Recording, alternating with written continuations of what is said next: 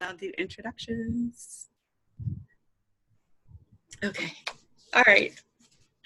So thank you. Thank you so much for everybody who is showing up tonight. I am so excited about this broadcast.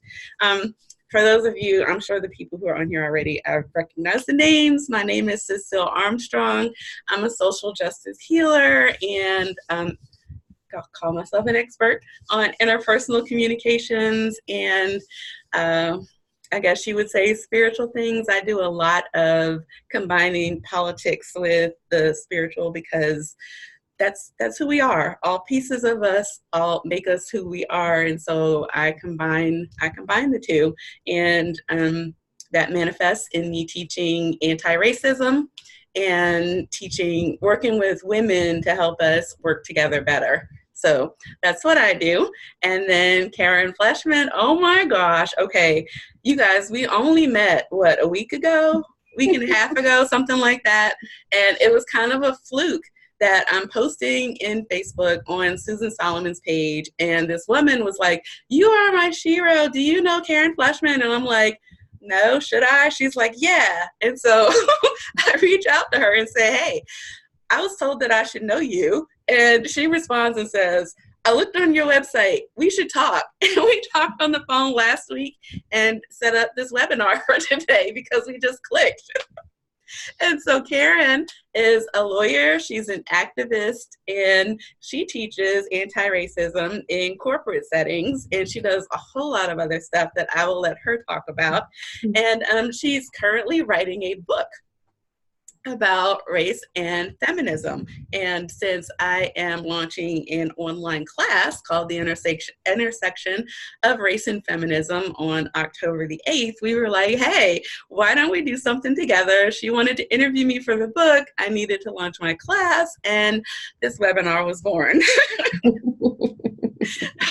Okay, so I'm going to turn it over to you, Karen, so you can talk more about what you do, and then we can set some ground rules for how we're gonna do this interview, sort of the way we would do if either one of us was teaching a class, because we kind of have the same ideas around that. Does that sound good? Yes, that sounds good. Let me just decline this call. Sorry about that. No problem. You know what? I should turn my sound off. Yeah. Well, Can't talk now. Okay.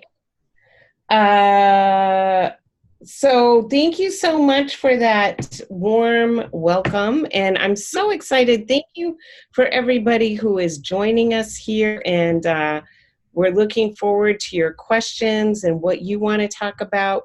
We want to make sure this is as responsive to you as possible. Right now, I don't see you. Somehow when that call came in, I lost everybody. Do you still see me? I see you and I hear you. Okay, great. So I'm going to keep looking for me. So aren't we all just looking for ourselves, trying to figure out for ourselves? So I grew up in an all-white community. I've made my career in social change. So the early part working in the immigrants' rights movement, and I moved to New York City to help immigrants become citizens. And then after that project kind of ended after September 11th, reports came out that said 50% of Black men in New York City don't have a job. We have 200,000 young adult New Yorkers who are not in school, not working. And I shifted focus to workforce development. And I thought that the solution to these issues lay in connections to employers and internships and job training. And I did that work for about 10 years. Then I moved to the Bay Area. I saw the exact same trends in the Bay Area as in New York City, which is limitless career opportunities for white college-educated professionals like me, while many of the people of color born and raised in the Bay Area subsist in joblessness and underemployment. And I a conversation I had in 2014, a couple of things. One, basically through my career, I've mostly worked for women of color in majority people of color organizations and had this great role models and people who really taught me what it is to relate across difference as equals. And in doing the work that I was doing with young adults, that's when I really started to face my own privilege and understanding how everything I had learned growing up about race and racism was inaccurate. And but then in 2014, a couple of things, when Darren Wilson wasn't indicted for killing Mike Brown, and then a few weeks, oh gosh, a few weeks after that, I was out to brunch with two young Black women who were graduates of the workforce development program I used to work for. And they had now been working for tech companies for a couple of years. And they're telling me, Karen, we're super grateful for our incomes and our lifestyles. I found me, yay! and the fact that we're able to remain in the Bay Area because many people that we love are getting gentrified out. But when we go into work every day as the only Black woman, as far as the eye can see, we're just subject to nonstop toxicity, often from our white women managers, as well as from our colleagues. And it's really, really hard for us going into work every day.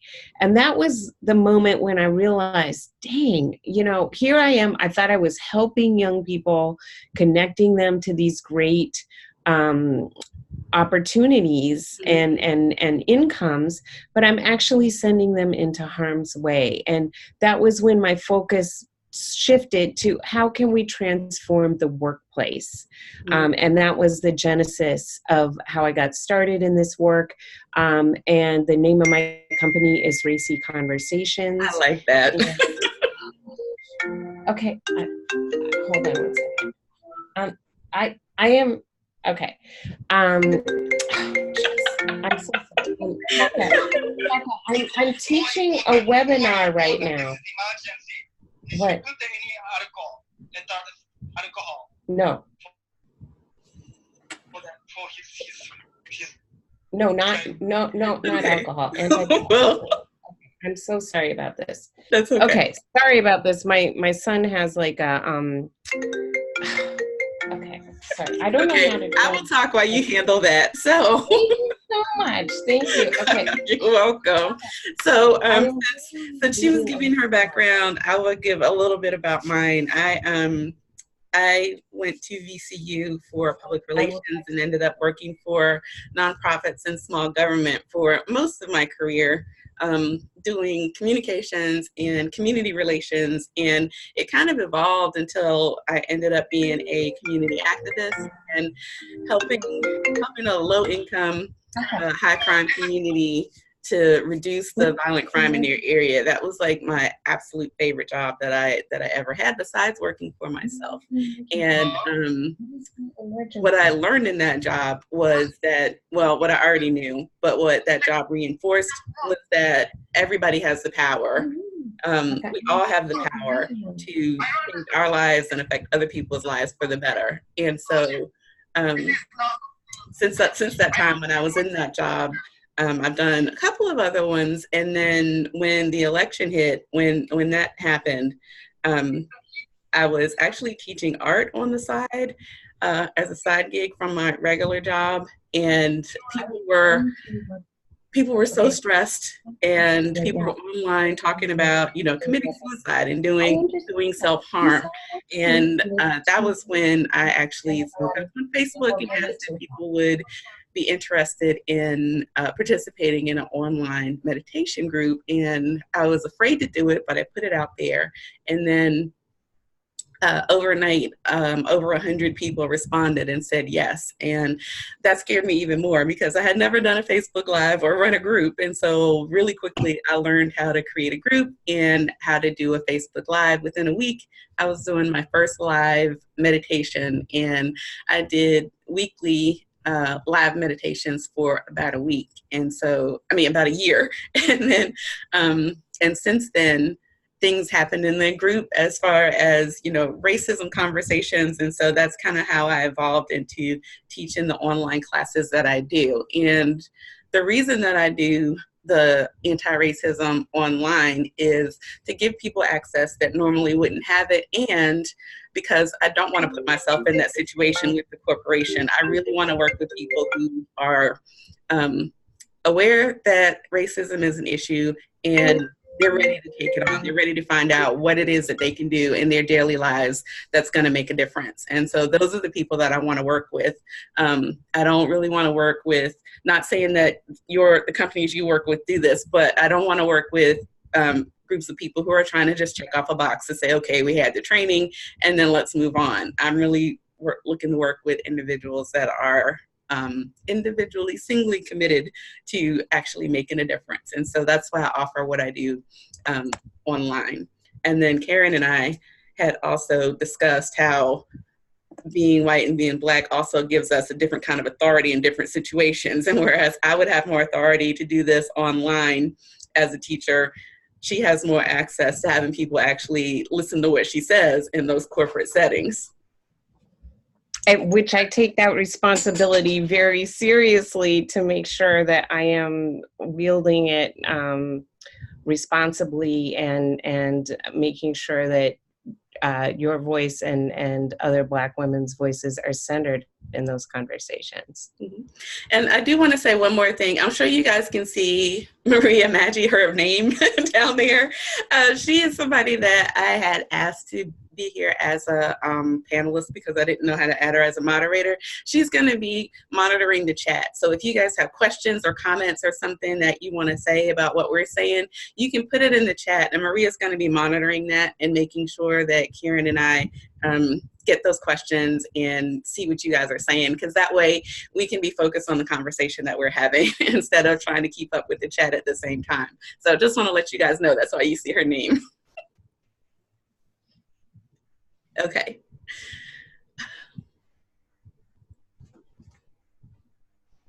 Oh, yes. I like this question from Anke. So definitely, let's talk about that. How do we keep getting in each other's way, and why can't we work together more collaboratively? I think this is all by design. Mm-hmm. But I wanted to kick off our conversation tonight, Sacil, about there was a Facebook or a Twitter, sorry, I'm kind of discombobulated. There was a tweet last week from Toraine Walker in which he said, white women are the most privileged group in America. Oh, I'm sorry, we didn't set our community agreements, did we? No, we were going to do that next. Let's do that next, and then we will go into that. Okay. Great. So for Racy Conversations, our community agreements are our core values. So it's love, learning, action, and accountability. So what that means, we come into the conversation in a spirit of love and learning, and we leave by taking action and being accountable to one another. I love that. That totally makes sense. And I don't have like a four word thing, but when I'm teaching my classes, we set ground rules in the beginning. And one of the things that I usually tell the group, the first one is ouch, then educate. So if somebody says something that's hurtful or harmful to you, then it's your responsibility to make sure that they know that what they said was hurtful and explain why, because if you don't tell people, then they're going to keep doing it. So it's your responsibility to make sure that they know. And then the other thing I ask people to do is assume good intentions, because most of the people who are having these discussions are not there trying to be mean. And then the last thing is to know that the impact of your words and your behaviors actually takes precedence over your intentions. So assume that somebody has good intentions, but then if they tell you that what you did was hurtful or harmful, then that's the most immediate concern. And so we're going to be focused on who it was that was harmed and trying to figure out how are we going to fix that. We're not going to turn around and focus on the person who did the harming just because they didn't mean it. So not meaning it doesn't mean that it wasn't hurtful. I hope that makes sense. So can everybody agree to these community agreements for our conversation? If you can, please type yes or agree. And you might want to, I want to say, if you've got your little thing at the bottom, it might say to all panelists. And I think that means that only Karen and I are going to see it. If you click it and it'll say all panelists and attendees, that means everybody's going to be able to see what you type.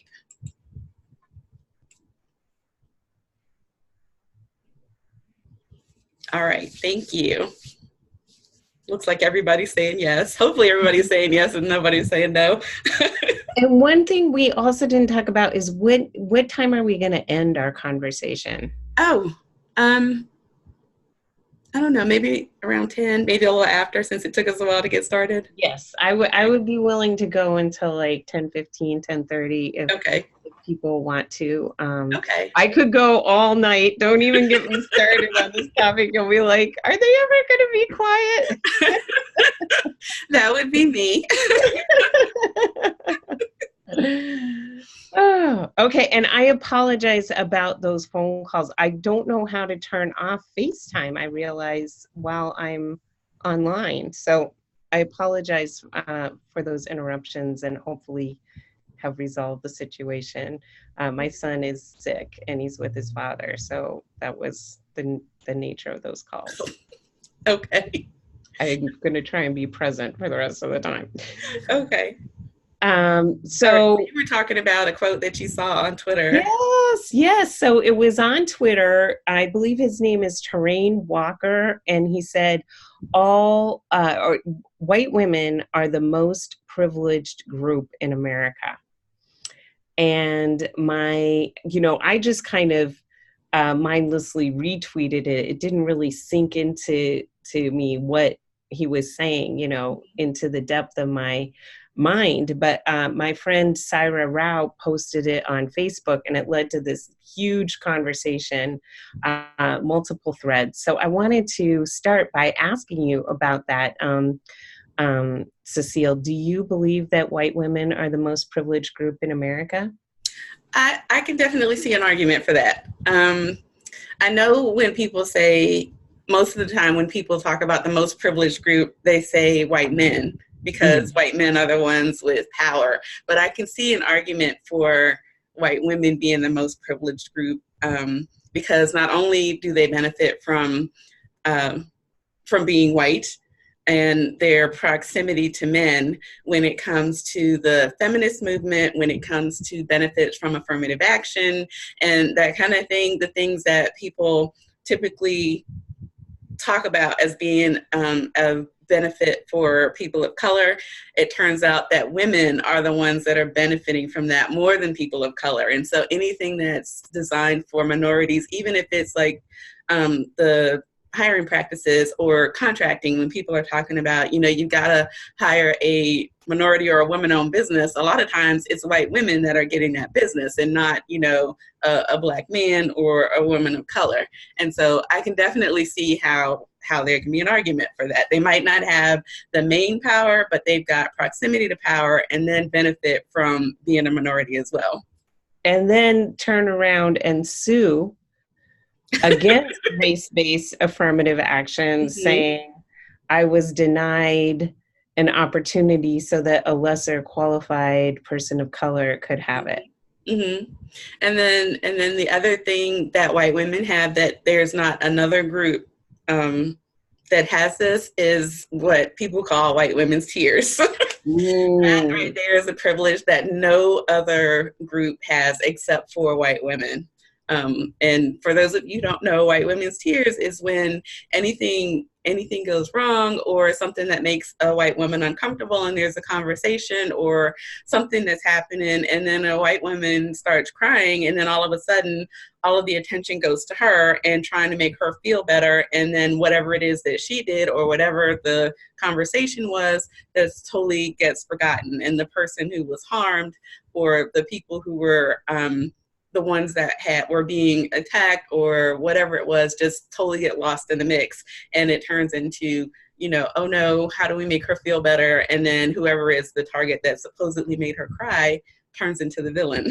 So there's not another group that actually is able to do that, because men don't cry, you know, that toxic masculinity thing. Men don't cry, and a woman of color bursting into tears over some what they would call perceived harm, because they never say it's actual harm, does not have that same dynamic. Yes, and I think about too how because to me, like, being white was just kind of being normal. Mm-hmm. And I never realized that whiteness was kind of a thing, or that there was anything special about being a white woman, until I started serving as a mentor to young adults of color and listening to their stories. And that was when I was like, wow, mm-hmm. You know, it never occurred to me that, like, wherever I go, I am perceived as harmless. I am perceived that I belong there. I'm perceived as, you know, someone who deserves courtesy and respect and all of these things, right? Mm-hmm. So many different things that to me was just like, well, of course, everybody is treated that way. Yeah. But I didn't understand, no, they aren't, until I heard these other stories. And then I was like, oh, so there's something about me that that makes people perceive me in a certain way. Mm-hmm. Yeah, and that's what, when people talk about white privilege, that's what people are talking about. It's the things that people get that are unearned. It's just because of the way you look or whatever. So that's the privilege. It's something that you didn't have to go out and get. It's just something that it's because of the way you look, you get treated a certain way.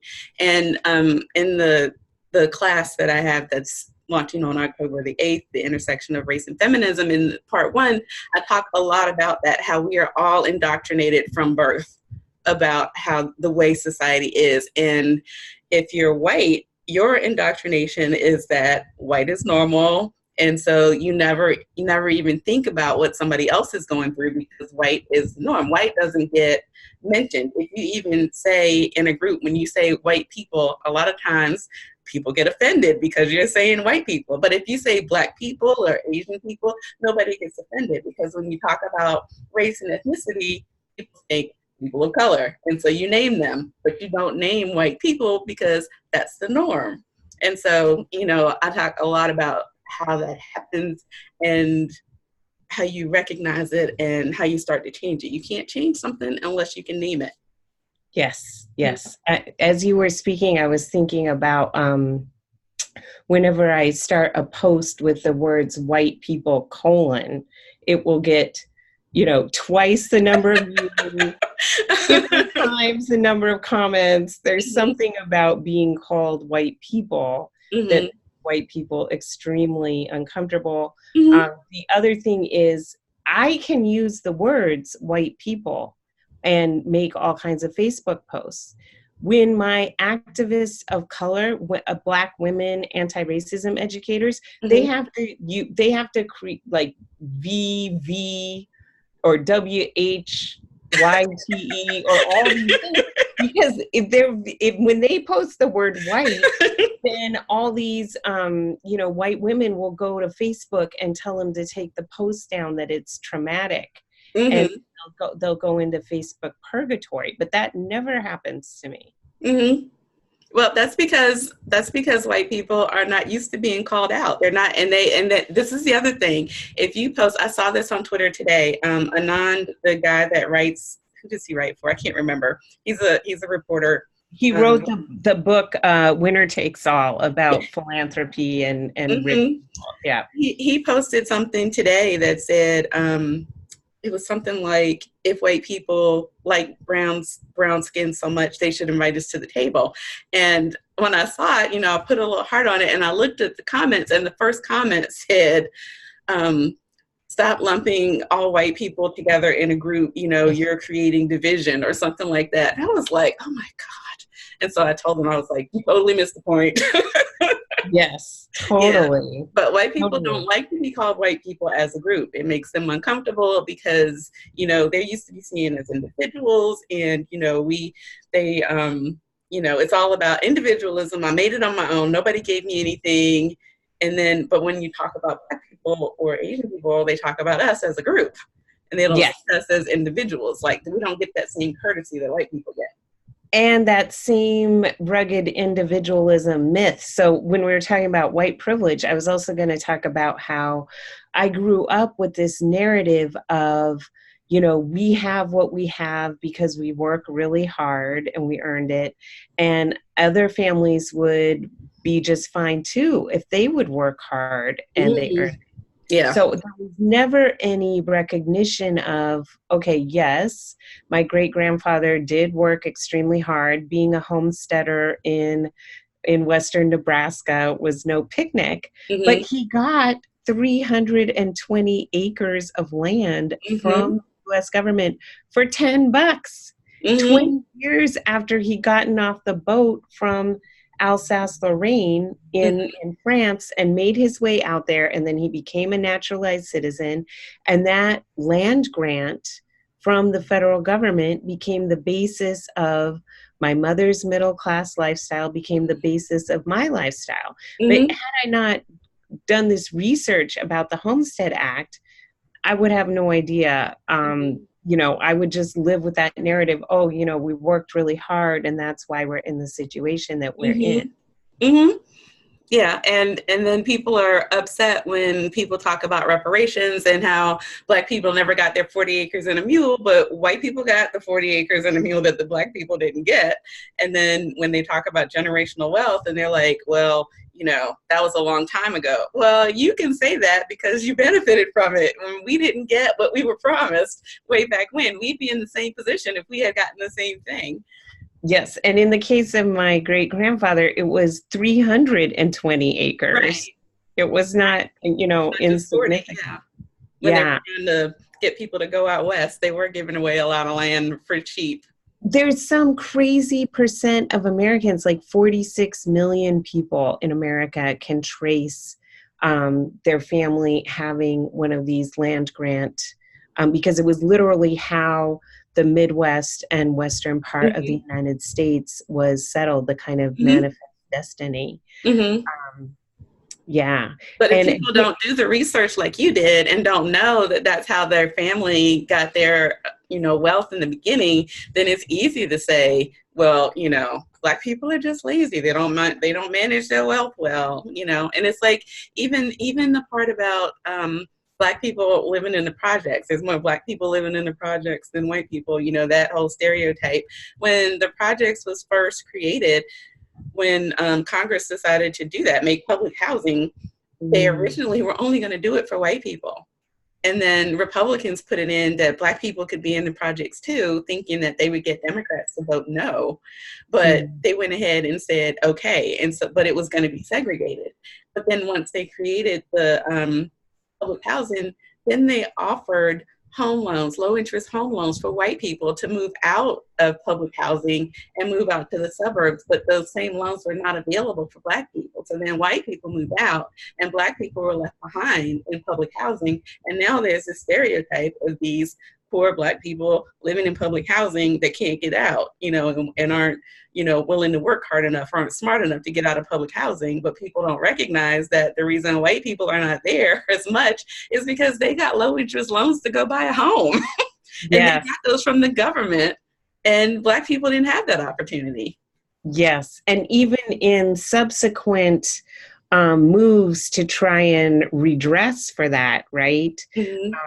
Like the under President George Bush II, was they did a home ownership initiative to try to increase home ownership among Black and Latinx first-time home buyers. Mm-hmm. Only when they went in to apply for the mortgage, they weren't offered a 40-year fixed rate mortgage. Mm-hmm. They were offered a subprime mortgage. Mm-hmm.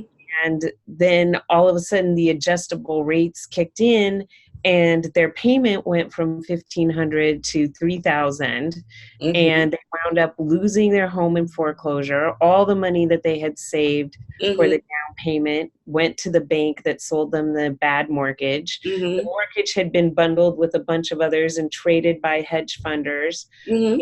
It brought the whole U.S. economy to a grinding halt. Mm-hmm. And then you and me bailed out those bankers. I know. I was mad that nobody went to jail for that. And those families lost everything that they had saved. And what's crazy is that then they had all this housing on the market. So the government went in and encouraged BlackRock and all the hedge funders to go in there and bundle up that housing. And now the same hedge funders who were trading those mortgages are like these massive landlords. Mm-hmm. I know. I could go on and on and on. Yeah, somebody should have went to jail for that. I mean, and for real. Yes. Mm-hmm. And this is going on. And now, so median Black net wealth is projected to be 0 by like 2050, something like that, if present trends continue. Mm-hmm. So, yes. So Fatima asking, you are judged for being in the projects, you work hard to get into better neighborhoods, and then they wonder what you were doing in their neighborhood. Where should we go? That's the story of Trayvon Martin, right? Mm-hmm. Right. Trayvon Martin's, how he winds up getting killed by George Zimmerman. You want to share that story? Yeah, I mean, he was, 17-year-old. He was going to visit his dad. He's in a gated community that's predominantly white. And he went out that night to go to 7-Eleven to buy some Skittles and a drink. And he's there looking like his usual self, wearing a hoodie. He's on his way back to his dad's house after going to the convenience store. And George Zimmerman decides that he doesn't look like he should be in the neighborhood and follows him, calls the police, and then ends up killing him. Because he thought he didn't belong there, and got away with it because Trayvon was Black. Yeah. Mm-hmm. And the whole thing about you're judged for being in the projects, you work hard to get into better neighborhoods. But again, if you don't have that intergenerational wealth transfer, being able to put down the down payment to move out of the projects is extremely, extremely difficult. Mm-hmm. And then the whole thing with white flight, I think I saw a statistic somewhere that if a neighborhood was white and it became more than 30% Black, then white people started to move out.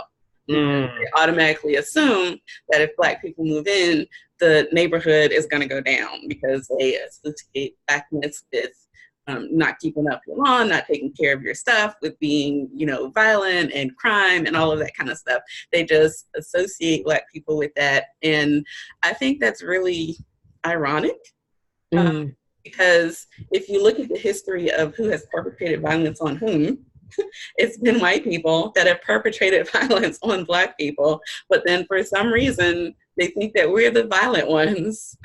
Yes.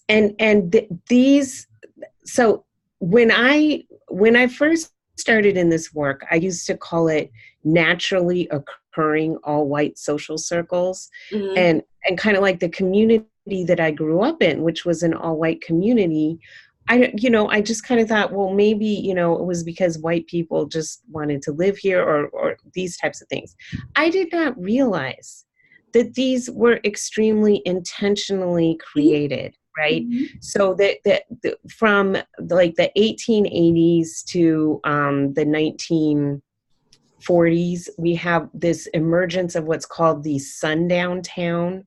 So it's a community where by local ordinance, custom, people of color cannot rent, they cannot own, they cannot stay in a hotel. They have to be out of the town Yep. by sundown, hence the name. Mm-hmm. And these were not, there were thousands of these all throughout the United States. And you see it Mm-hmm. in Warmth of Other Suns when the one of the gentlemen is moving from Louisiana to LA and has to drive the entire way in one trip because he can't stay anywhere along the route in a hotel. There's Mm-hmm. no place for him to stay. Mm-hmm. Right. And so I grew up in this all white community thinking, oh, well, this is just normal or whatnot. Like it didn't It occur to just me. evolved that way. It didn't even occur that it was designed that way. And It that's what I was was talking about, people being indoctrinated. See, when you grow up that way and nobody tells you and you don't know to do the research to find that out, then you think,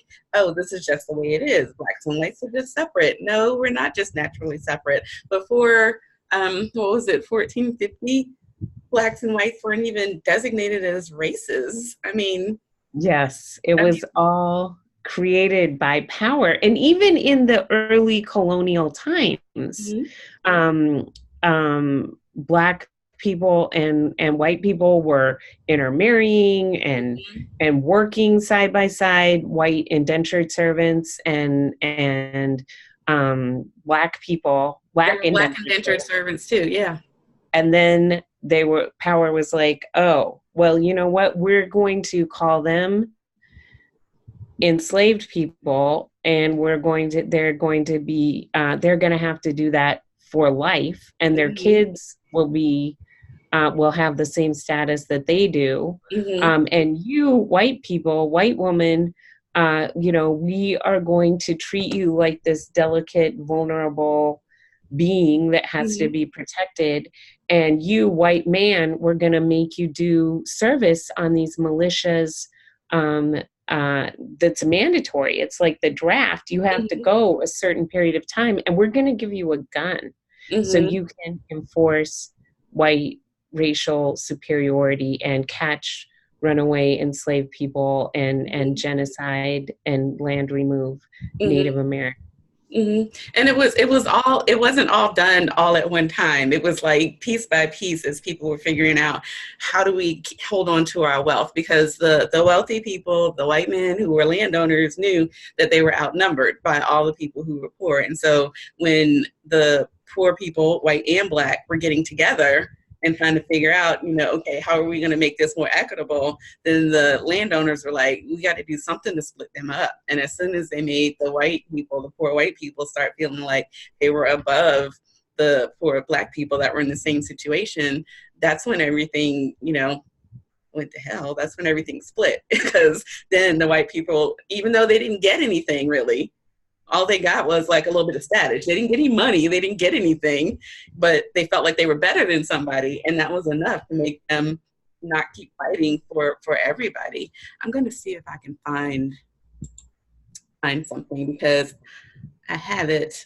And I think it gave these white men a sense of purpose. And I think they were really afraid and threatened by Black men, by Native American men. And so having a gun and this sense of superiority gave them a sense of, I am in control.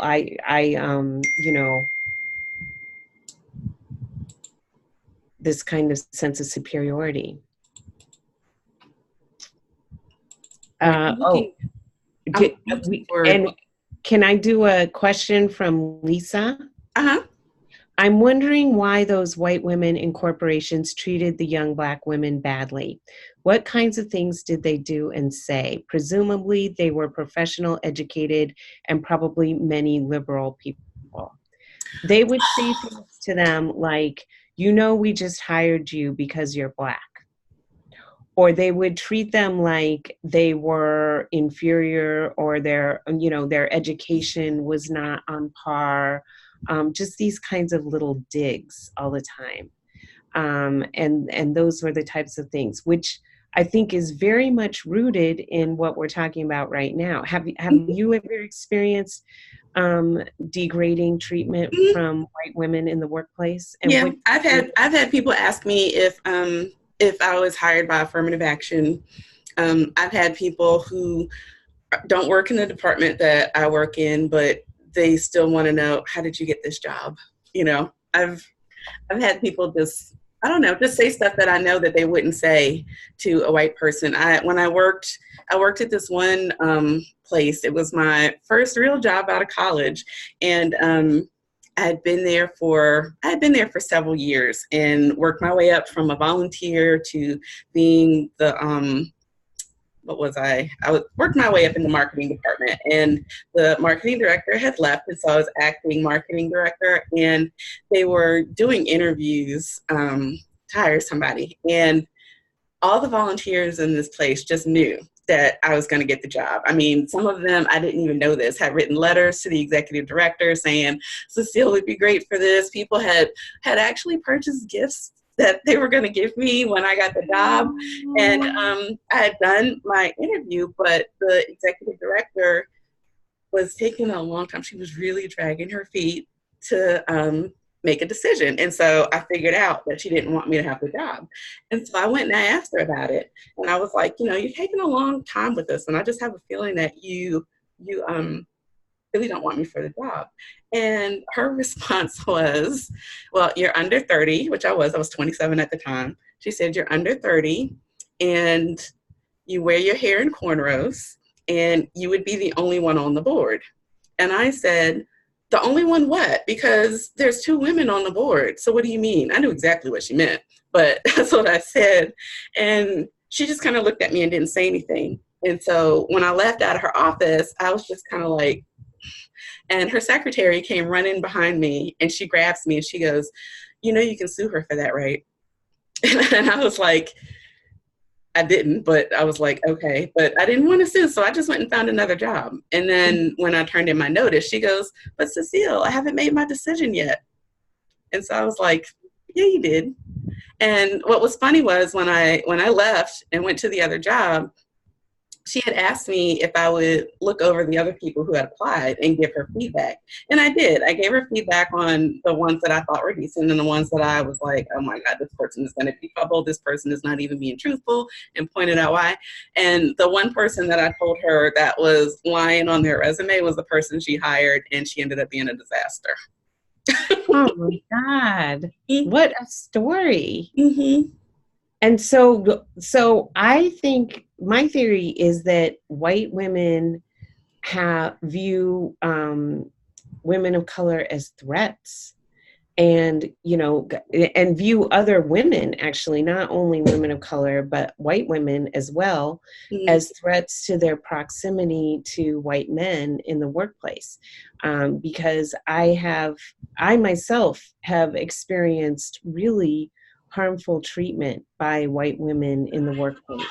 That kind of treatment that made me really question my self-worth, and it just messes with your mind, because you're like, why is this coming from someone who looks like me? Like, aren't we presumed to be in each other's side? Yeah. And I have not experienced that. And that kind of solidarity from white women in the workplace. And I think there's a lot of internalized sexism going on there. Yeah, I do believe that there's a lot of internalized sexism, and this is just my opinion, but I think white women internalize it a lot more than women of color. I really think that. I see more white women that are willing to defend bad behavior from men, especially with the Me Too movement. And we were talking earlier about Kavanaugh, the number of white women that were saying, but I don't want my son to be falsely accused, rather than saying, but it's obvious he's lying and he did this, just blew my mind. I was just like, look at all these women that are in the streets, that are all over the Capitol saying, you know, this happened to me, and sharing their stories and talking about it online. And then you've got these women that are saying, boys will be boys. And that just totally blew my mind. And even women who had been assaulted were still making excuses for Kavanaugh and people like him. And that just, I don't understand that at all. I don't, Yes, I think unless it's it's like very. Stockholm syndrome or something. I don't get it. Yes, yes, I agree with you. And as a sexual assault survivor myself, the idea that you would identify, like, want to preserve the man's ability to do that, Mm-hmm. and to not listen to other women, and the fact that we went through the exact same thing in 1991 with Anita Hill. I mean, there's only 9 positions on that court. Like, Right. there's 230 million Americans. Like, we can't find somebody. And oh my God. And the way that white women enabled and protected him, like Mm-hmm. the fact that his wife is still with him, the Mm-hmm. fact that he's still coaching his daughter's basketball team, I know. the the fact that there was the Senate Judiciary Committee hired that white woman prosecutor of Yes. sex They did crimes. that on purpose. They did Yes, that on purpose to hire a woman and not a man. yes, because they wanted a woman to be interviewing To Dr. tear down Roger another Stewart. woman. Yeah. And then you had the white women senators voting to confirm him. I know. Yeah. So, how are we going to reach and teach our white sisters to join with to link arms with women of color? And um, uh, I wanted to go to. Let me see if I can pull it up. I have a quote here I want to read. Um,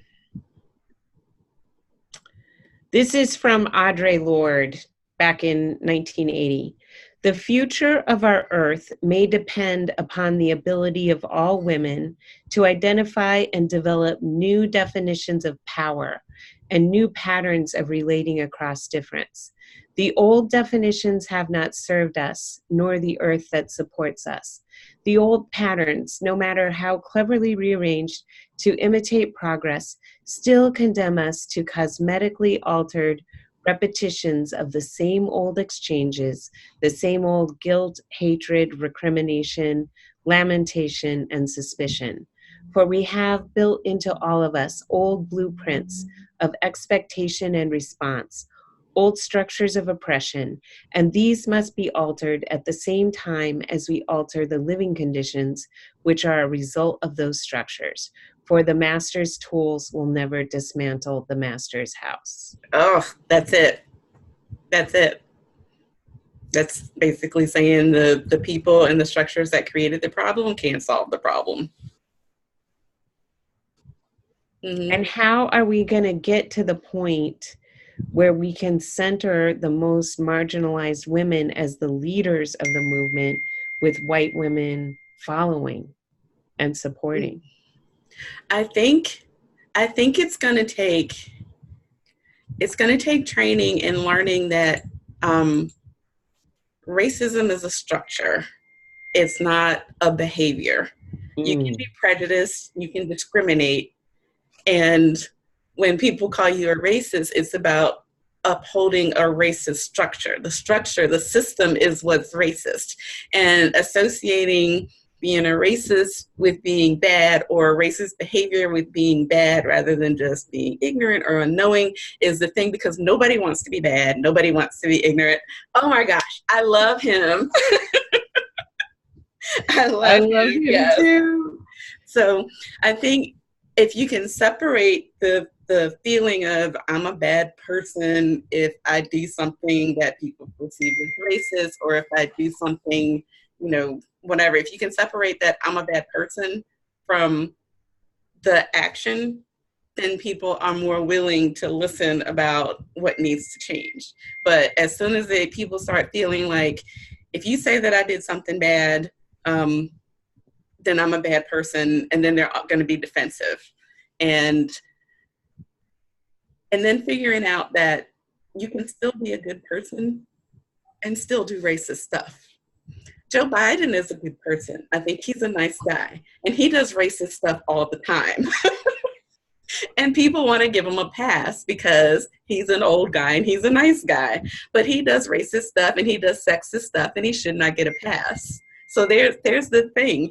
Just because he does it doesn't make him a bad person, but it doesn't negate what he's done. What he's done is still sexist, it's still misogynist, it's still racist, and it still needs to change.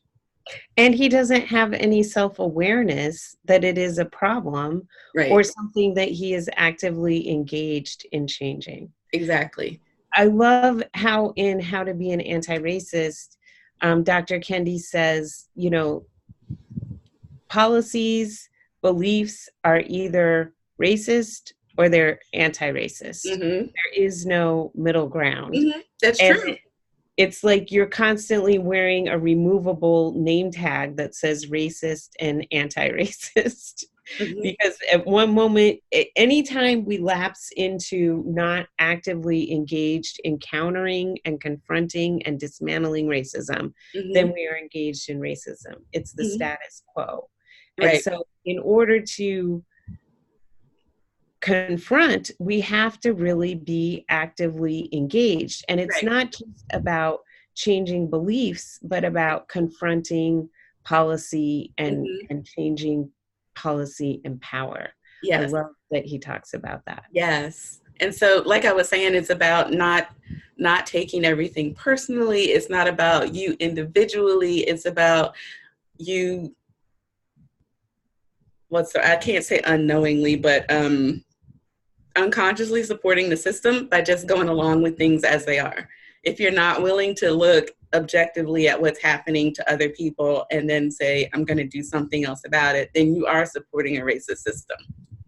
That's right. And if somebody calls you out for doing that, and then you cry your white women tears, what you're doing is supporting a racist system. Yes. So it doesn't make you, like, as a person, it's not like you're a racist. It's you're supporting the status quo in their racist system because you don't want to feel like you're a bad person. We're not talking about you being a bad person. We're talking about you not fighting a system that is inherently unfair. And we need everybody in this fight. So someone had asked earlier about, I have a huge interest in trying to understand how activists against racism and sexism keep getting into each other's way and sacrificing the other for their own interests. How to avoid this?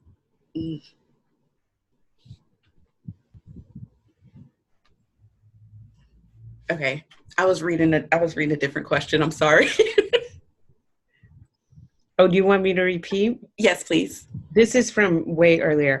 Mm-hmm. I have a huge interest in trying to understand how activists against racism and sexism keep getting into each other's way and sacrificing the other for their own interests. How to avoid this?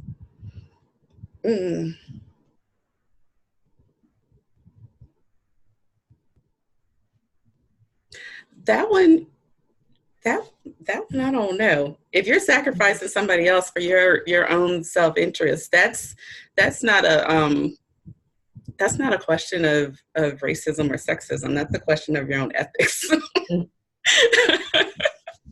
I mean, if you're throwing somebody else under the bus so that you can make a personal gain, that's really more of an ethics question. Yes. Yeah.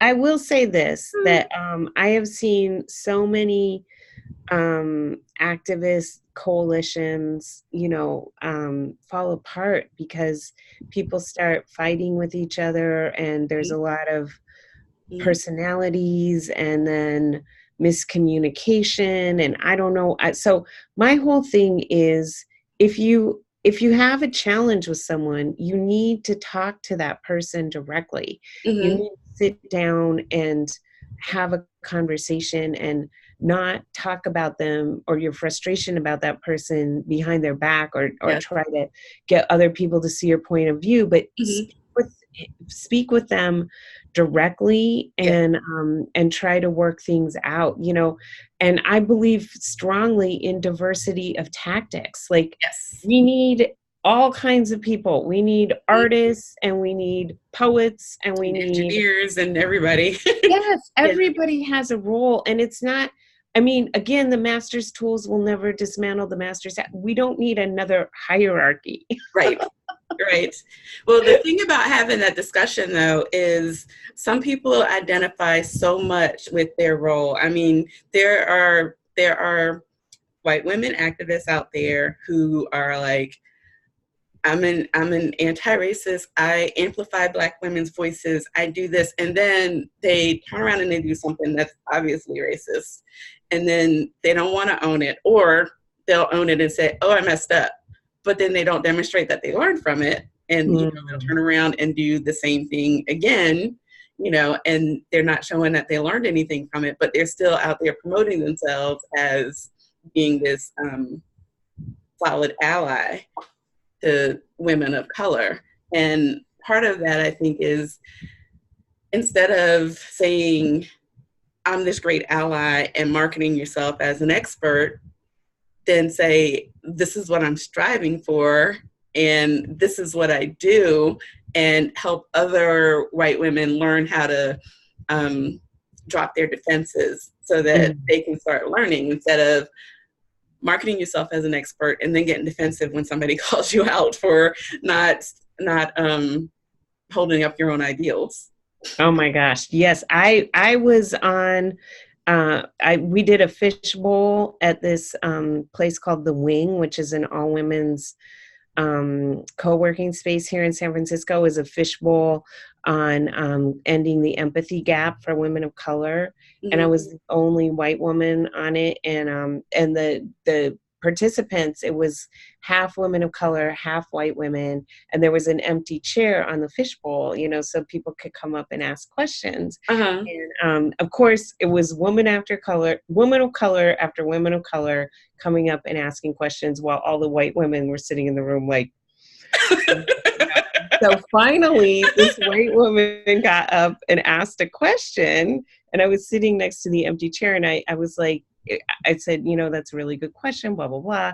And I said, it was really brave of you to get up here. And I kind of patted her on the arm. And a Black woman on the panel was like, what you just did was racist. And I was like, I turned like 300 shades of red, I was like, whoa. And then I was like, thank you, and I just had to sit there and kind of dwell in it. And afterwards, I spoke with her again, but I didn't fully get how harmful what it was that I had done until later that month. I was reading this. You were reinforcing that it was dangerous for her to get up in front of a bunch of Black women and speak, because the scary Black women, of course, they can get up here because they're all tough and they can handle it.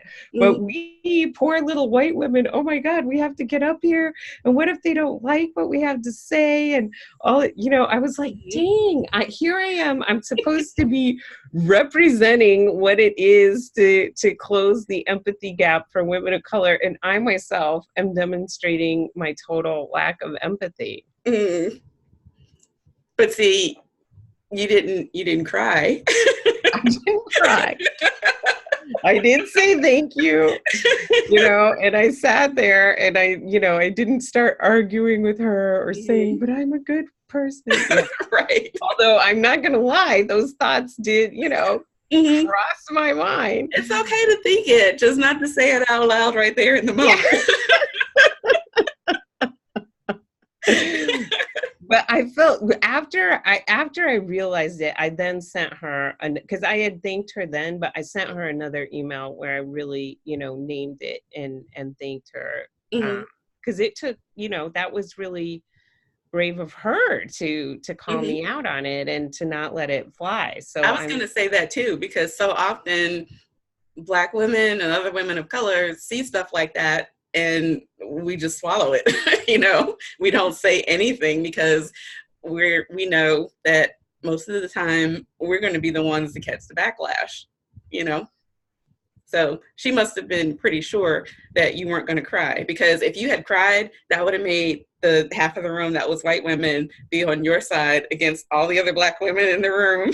They were going to be like, she gave her a compliment. So yeah, you can see how it is kind of dangerous for a Black woman to speak up and call it out.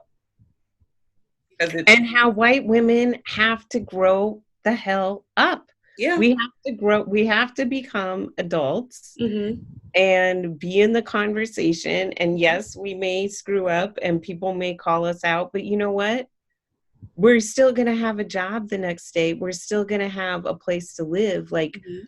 we, you know, we're going to be okay. It's Mm-hmm. okay to experience some emotional pain, and that's how you grow. And Mm-hmm. when people give you feedback, when people give you direct feedback, it's like a precious gift. Yes, it is, because if people don't tell you, then you're not going to know. You'll just keep doing the same stuff over and over again. And this is why I want to emphasize to people that you are kicking off this fantastic course. Why don't you talk a little bit about the course? Oh, okay. Yeah. It's called The Intersection of Race and Feminism. And it's actually in two parts. And part one starts October the 8th. And it's 5 weeks, once a week for 5 weeks. We have online discussion and there's homework in between. And so for the first 5 weeks, we talk about the history of racism and how it was created and it didn't just happen. And we talk about the history of feminism and how the institution of racism has thwarted the feminist movement.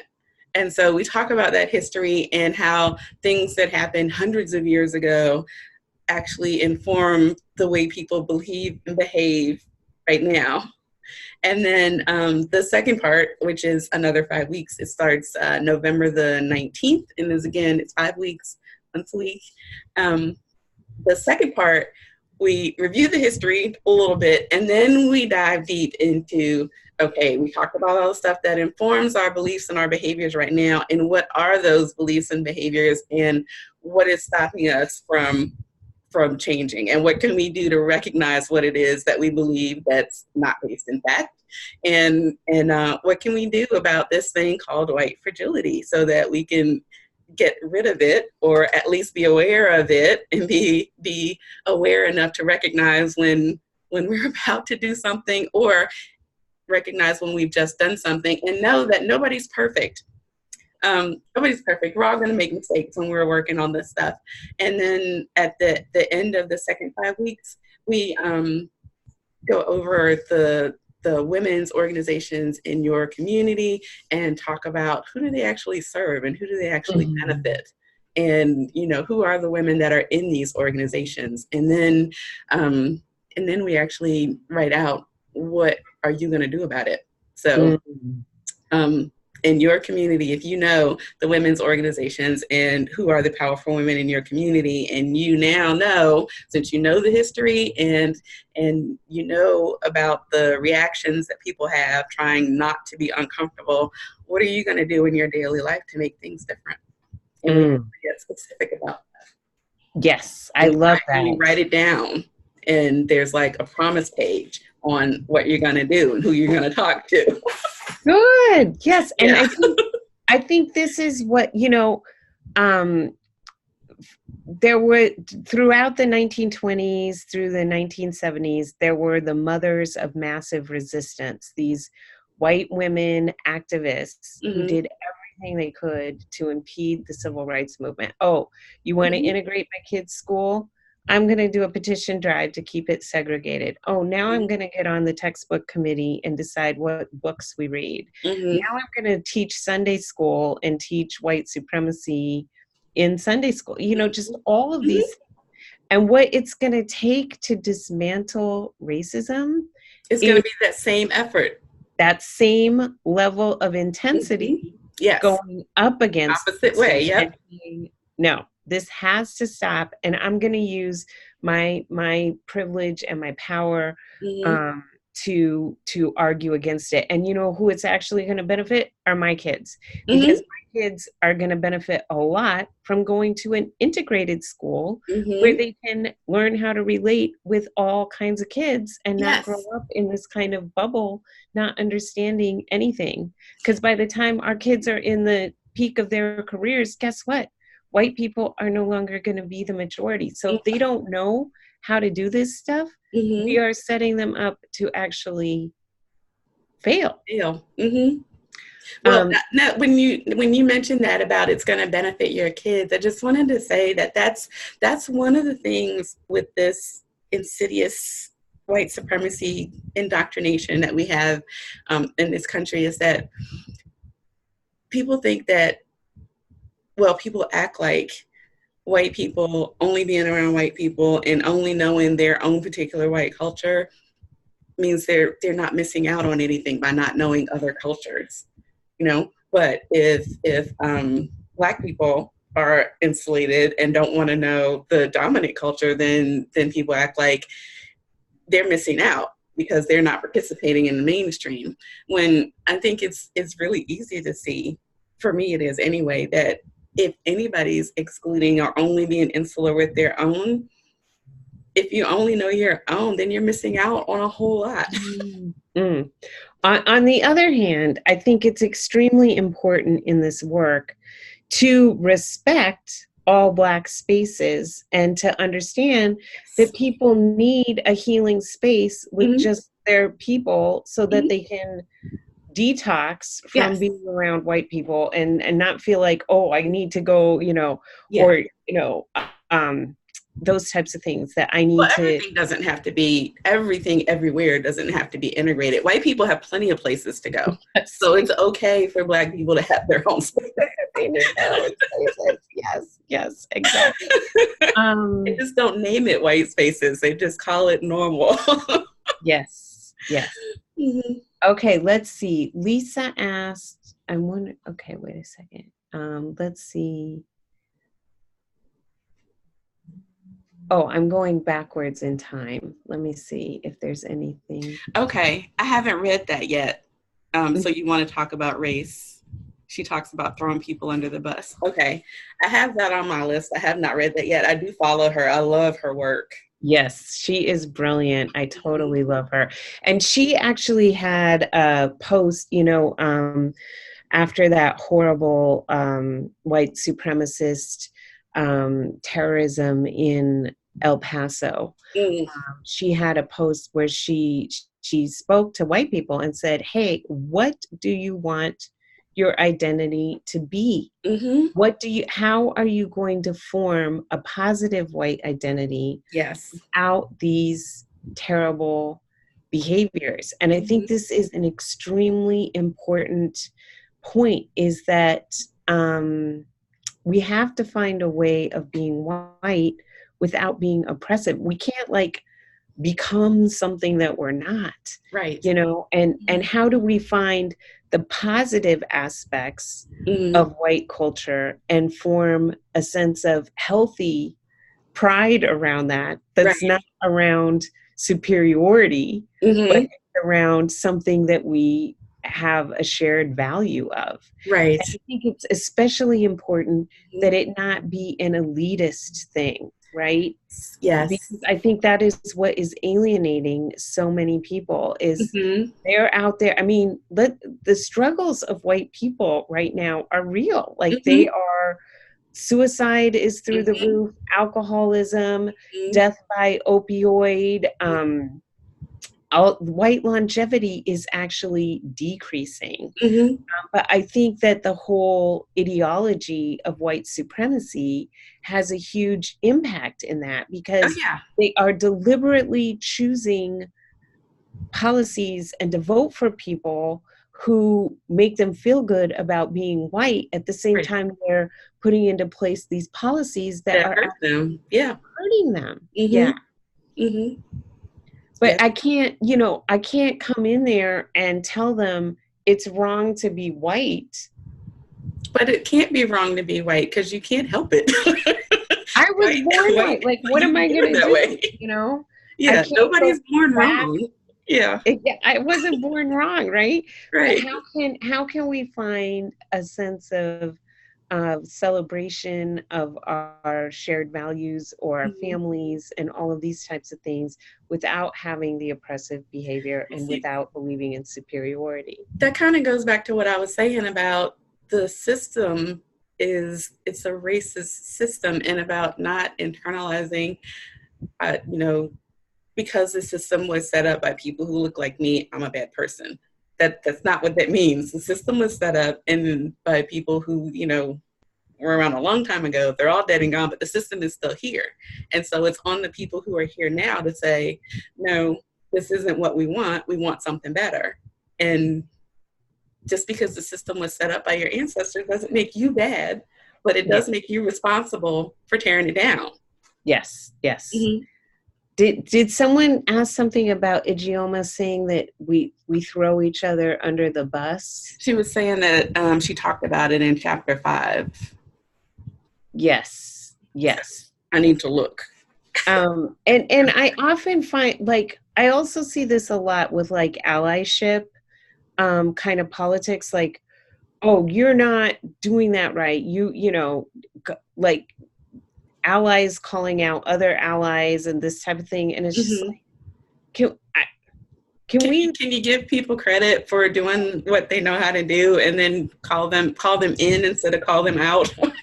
Yes. And can we just be a little kinder and gentler with each other? It's like, let's reserve our critique and our battle spirit, our outrage against those who are causing harm. Right. I mean, obviously, I'm not trying to say, oh, white allies never cause harm and shouldn't be called out. No, by all means, and call me out when I'm doing things that are harmful. Please, I welcome that. Yeah, but I don't have to call you names and put it out on Facebook and all of that kind of stuff. Yeah, that's what I'm talking about, calling in rather than calling out.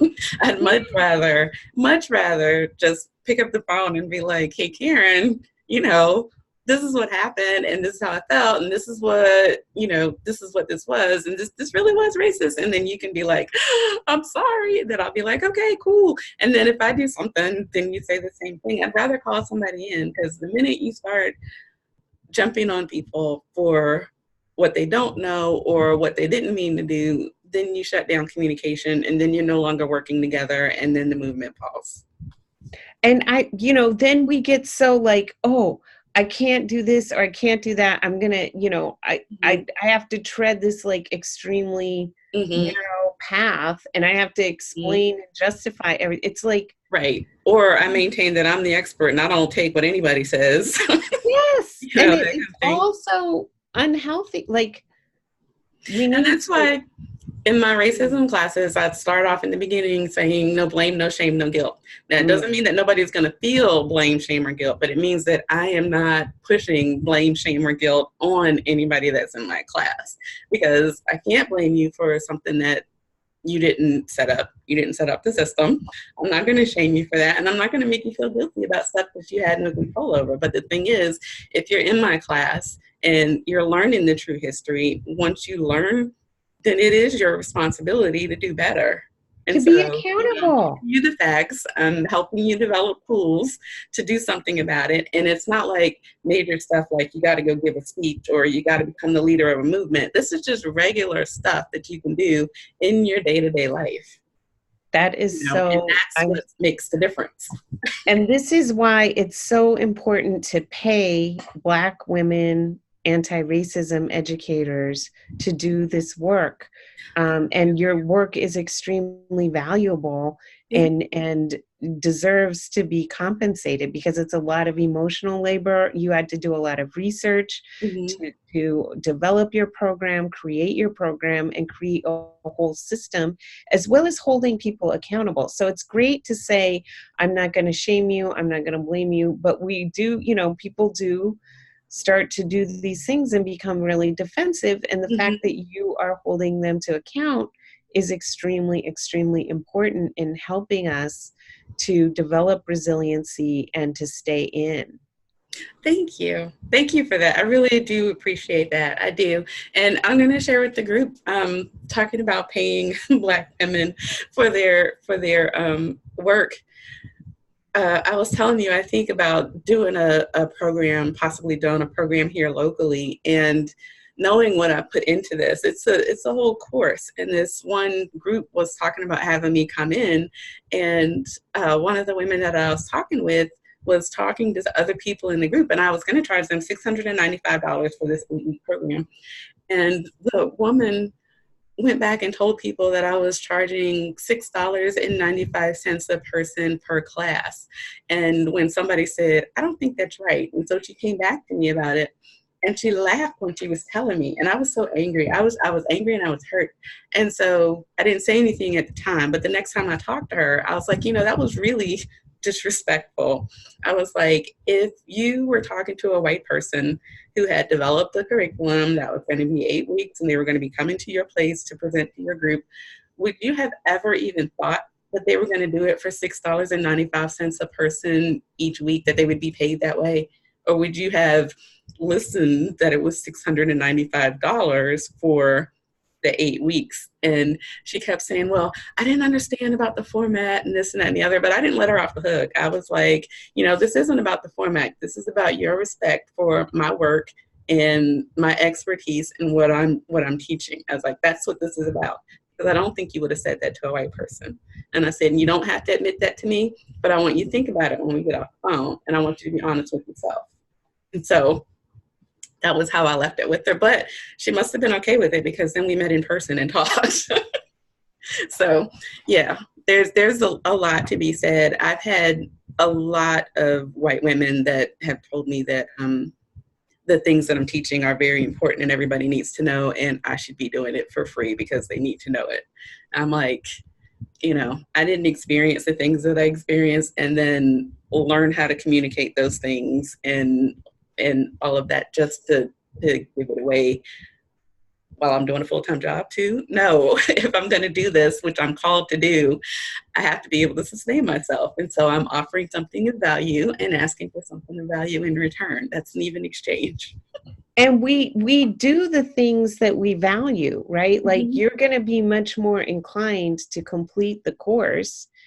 Yes. And to stay in and to do the work if you're paying for it. Yes. Then it's like a freebie type of thing. Mm-hmm. And you think about you would pay money to send your kid to an activity or to take an SAT course or whatever it is. We need to invest in ourselves as women. That's another thing that we were like, oh, I'll spend it on XYZ person, or we will invest in ourselves as women, but in terms of like material items, but not in our own growth and our own transformation. Yeah, and that's the thing. The courses that I offer are transformational. The people who've gone from my classes are not the same people when they finish. They're really not. They come in and they might be fearful, or they might be just unaware of even the language around race. But by the end, they know the language. They're no longer afraid to speak up. They've made commitments about what they're going to do in their daily life and who they're going to talk to and what they're going to say. So, the courses that I teach, they are transformational. This isn't just, I'm giving you a bunch of information and go on your way. No, this is, I'm helping you work through this so that you're ready for the next step and you're ready to pass it on to somebody else. We all have a sphere of influence, whether it's our kids' school, our workplace, our community, and that's where change can really happen. Like here in San Francisco, I'm very active in police accountability activism, and that's how we can, I still believe we have to dismantle police and start all over again. Yeah, especially with the way the police was created. Yeah. Yes. But in the meantime, I go to police commission meetings and I testify and I serve on committees and I show up and because we need more voices demanding change. Yes. And accountability. Mm-hmm. And I see your question, Susan, and we did talk about that a little bit in the beginning, about the race was created by the powerful and the wealthy landowners so that they could keep their power and wealth as a way to split the poor people, so that we wouldn't all fight together. We talked about that a little bit already. And that is a form of classism.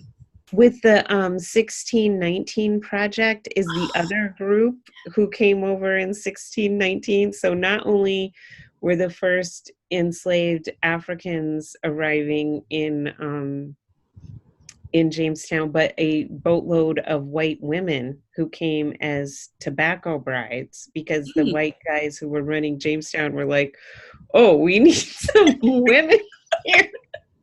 They knew from the beginning what role women would play in this whole system.